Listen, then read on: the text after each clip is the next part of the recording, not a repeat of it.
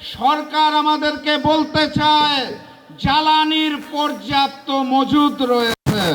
এতই যদি মজুদ থাকে তাহলে এত বড় লাইন কেন?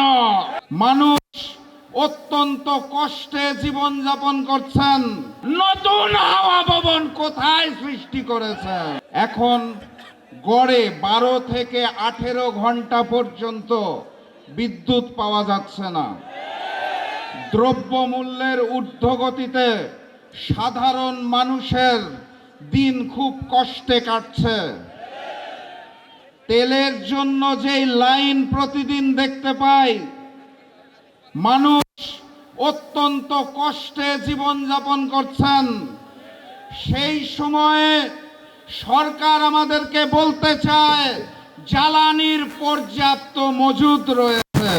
বিনয়ের সাথে বলতে হবে, মাননীয় প্রধানমন্ত্রী, মাননীয় স্বরাষ্ট্রমন্ত্রী, মাননীয় জ্বালানি মন্ত্রী, এতই যদি মজুদ থাকে তাহলে এত বড় লাইন কেন?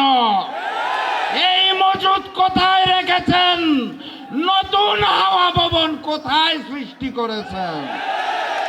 সম্মানের সাথে বলা হয়েছে তো নাকি? আলহামদুলিল্লাহ। আর আজকের এই সমাবেশ থেকে স্পষ্ট ভাষায় জানিয়ে দিতে চাই, গণভোটের জনরায়ের আলোকে ওই জুলাই সনদ এই বিএনপি সরকার বাস্তবায়ন করবে না। অতএব তাদেরকে বাস্তবায়ন করাতে হবে।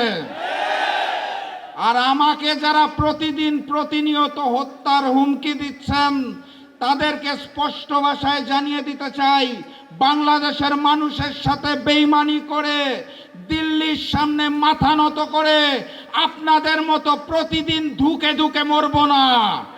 আল্লাহ নির্ধারিত সময়ে মৃত্যুবরণ করব, তার আগে পর্যন্ত ইনসাফের জন্য লড়ব ইনশাআল্লাহ। সবাই লড়াইয়ে প্রস্তুত আছেন? আগামী লড়াইয়ের প্রস্তুতি আছে? ইনকিলাব ইনকিলাব।